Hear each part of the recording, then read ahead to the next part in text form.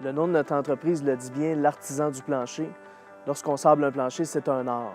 Ce qui est important dans le sablage, c'est de bien suivre les étapes et puis de les appliquer méticuleusement pour être capable d'obtenir un beau sablage que lorsqu'on va appliquer la finition, ça va donner un fini lisse, uniforme. Je vous explique un petit peu en quelques mots là, les étapes de sablage de plancher qui doivent être appliquées. Premièrement, lorsqu'on débute, on fait un déroffage. En fait, ce que c'est qu'on prend un papier à sabler avec des grains plus gros et puis là, on va enlever la totalité du vernis qui est sur le plancher pour être en mesure de retrouver le bois nu. Donc tout ça, ça se fait dans un sablage sans poussière qu'on appelle techniquement dit sans poussière parce qu'on est branché sur un système de vacuum commercial qu'on appelle. Donc ce sont des aspirateurs sur lesquels que les appareils pour faire le pourtour des pièces de ponçage sont reliés.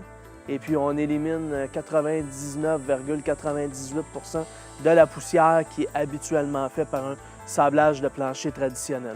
Ensuite, ce qu'on va faire, c'est qu'on va essayer de conserver le maximum de vie de votre plancher tout en le rendant le plus apte possible pour être prêt pour le vernissage.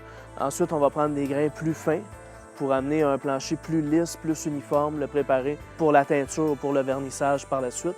Donc, dans un cas standard, par exemple, on va faire de 2 à 3 sablages et ensuite, on fait un polissage.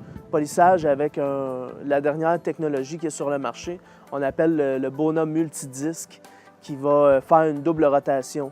Alors, ça va tourner comme un disque à polir et il y a des petits disques en dessous du disque à polir. Il y en a 6 et eux vont créer une rotation. Alors, il va s'effectuer une double rotation pour être en mesure d'uniformiser le plus possible le grain du bois.